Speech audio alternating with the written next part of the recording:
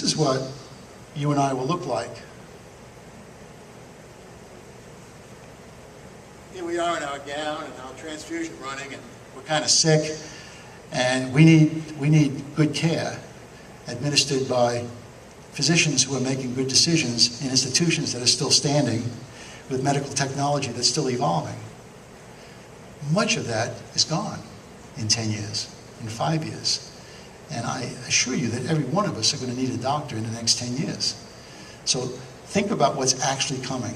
Think about those government-controlled healthcare systems throughout the country, throughout the world. And I even look at Cuba and Russia, you know, and see what kind of care is there. And we can descend to that very quickly. And it's going to be particularly painful for Americans because of where we are now. And as I said before, financing and insurance and access, these issues need fixing. The quality of healthcare has, up until recently, been the best in the world. Healthcare reforms itself every day in terms of quality, with research, with technology, with the unbelievable entrepreneurial development of drugs and mechanical devices. And there's no question about why it does that. It's because there's great incentive to do that. Physicians are so well trained, they stay up to date, they work hard at being competent throughout their whole lives. I still study like I was in medical school. I mean, I'm still up to date. And you know, these are commitments that we make. There's no reason for that in healthcare in the future with Obamacare. Okay, next slide, please. And then the U.S. Preventive Services Task Force. Many of you might have heard about the fact that in 2009, this task force, which is now a core part of Obamacare, it was existing before, but now it's inserted into the law, decided that mammograms weren't needed for women under 50 years of age. My wife is alive today because she had a mammogram that gave her the diagnosis that she went on to be cured from cancer 15 years ago. And had this law and had the payment for mammograms been, you know, and I wasn't a physician, and I said, well, I guess we can't have this. Okay, well, we'll get it next year. Oh, I'll be 50 in 2 years. Well, we'll get it then. Well, guess what? That is absolutely clear proof to me what's coming. And last year, the Preventive Task Services want to deny PSAs for men until they're symptomatic. Until they're symptomatic. When you're symptomatic with prostate cancer and you've got bone pain, guess what? Your cancer's gone from your prostate to your bone. It's probably gone to your brain. It's probably gone to your chest and your lung. So guess what's going to happen to your mortality? You're going to start drifting down to England at 51% instead of 98%. Okay, that's what is happening with this law. This is a terrible law, and it has to be repealed. Next slide, please. Okay. The doctor-patient relationship, I've referred to, is going to be really impacted by this law. Now let me read this. The trust and confidentiality between a patient and his or her doctor is sacred. We believe that every day of our lives, not when we're ideological medical students, but throughout our entire lives. We're committed to that relationship. It's a relationship of trust. It's absolutely central to healthcare decision-making, healthcare quality, and the outcome of care. Working with you in terms of making decisions and diagnosing your disease and choosing the right therapies and taking you to operating rooms and giving you safe anesthetics and taking care of children who have leukemia. Those are absolutely sacred relationships that doctors and patients must maintain. It is an expression of individual freedom and is under grave threat by PPACA. Next slide, please. And here we go, the doctor-bureaucratic patient relationship. I think it speaks for itself. That's the government right in the middle. And you know, Thomas Sowell, who I'm sure you all, he's an economist, a great economist, a great writer. He writes in Town Hall almost every day. He said, let's figure this out. Healthcare, in terms of hospital payments, physician payments, medication payments, surgery, x-rays, and so forth, is much too expensive. But when we do hospital payment, physician payment, x-rays, operations, medications, and a government insurance program, a government-controlled healthcare system, is not going to be as expensive. You know, there's something wrong with that. And like I said before, virtually all of the reform that we can put into place with a reform plan done through the next Congress will not cost the federal government money. It'll save the federal government money. We can save Medicare huge amounts of money and yet still have all the Medicare patients covered. We can cover every patient in this country with an appropriate insurance plan. And next slide. And save the federal government money. We can go on.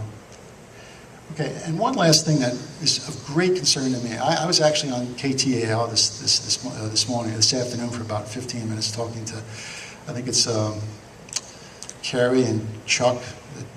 I don't listen to 92.3, but I did have an opportunity to speak on the radio today. And they asked me what concerns me most about Obamacare. And I was very blunt with them. I said, you know, when I was in medical school and I graduated, I took the Hippocratic Oath. And the oath really committed me to doing the best I could do for every patient in my life. And at sacrifice times, you know, weekends, nights, when you're fatigued, when you're sick, you still do the best you can for every patient. That's your job as a physician. And like I said before, it's the Lord's work. You never question it. You do it right because that's what you are committed to, and you're trained for that, okay? Now, if the government owns everything about your medical information, they own every detail, and all these electronic health records, that's the government possessing all the information in this country about every patient. Whether you've ever had a venereal disease, whether you smoke, whether you've ever had alcohol problems, whether you've got diabetes or whether you've smoked, how much do you smoke. The government will know everything about you, okay? They're going to kind of own you in terms of information. Then they're going to own the decision making by the Independent Payment Advisory Board, Preventive Healthcare Task Force. They're going to own all the payment of your services. And they're going to be able to restrict your services. So in a way, they're going to own you. Much of your freedom in terms of healthcare will be removed. You will be owned by the government. Now, let's look at the analogy with the veterinarian. I own a pet. My pet has osteoarthritis, needs a new hip. I walk in with my pet, and the veterinarian says, "Sir, it'll be $8,000 to replace that hip, and 2 months of therapy and some medications, and it'll be $8,000. Well, what are my options? Well, let's put the dog on Celebrex for 3 years. The lifespan's about 3 years. That'll cost you about $600 a year. Do I have any other options?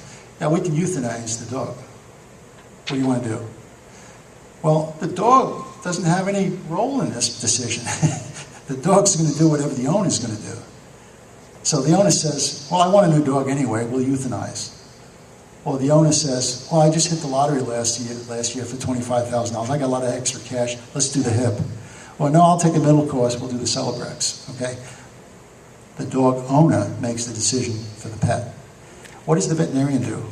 He does whatever the owner says, okay? We function, we take care of you, we protect you on the basis of our Hippocratic Oath. We live by that oath, okay? You know, we try never ever to be in variance or violate that oath, okay? Under the government-controlled healthcare system called Obamacare, in its full evolution, 4, 5, 8, 10 years from now, we become veterinarians.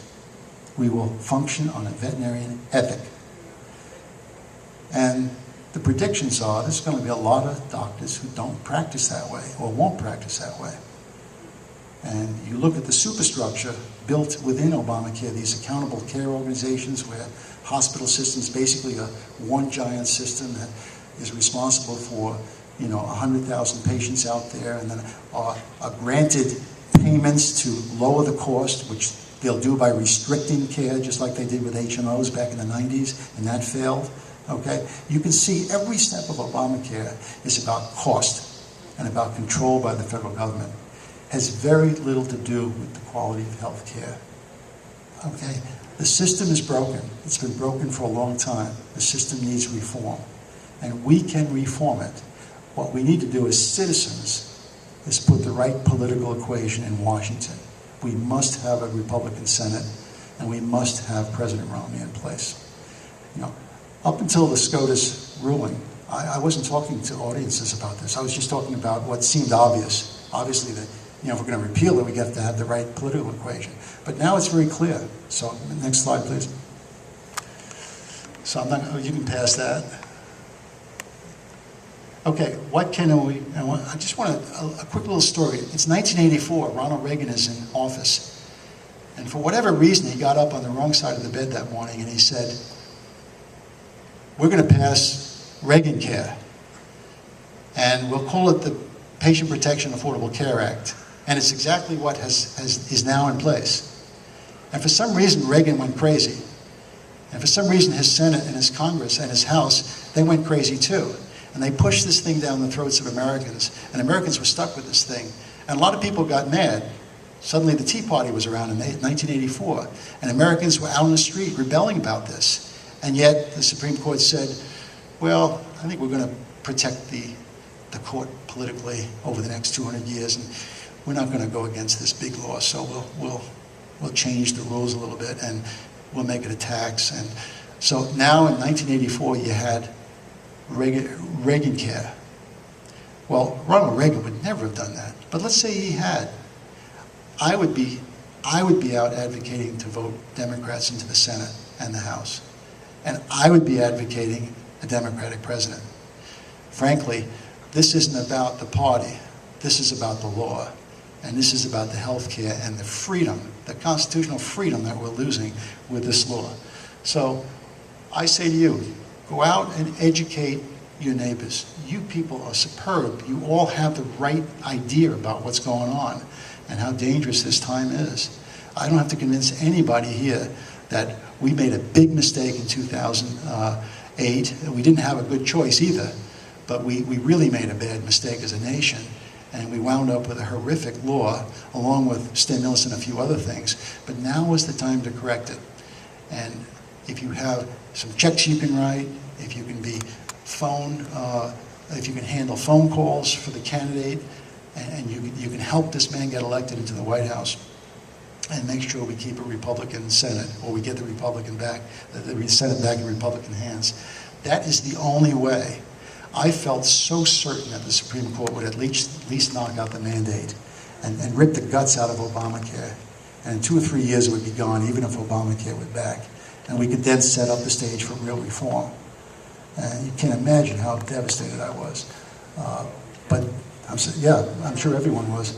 And it didn't happen. But now the die is cast. November 6th is the day that we fall or we rise, and I really believe it's that clear. Okay, may I have the next slide?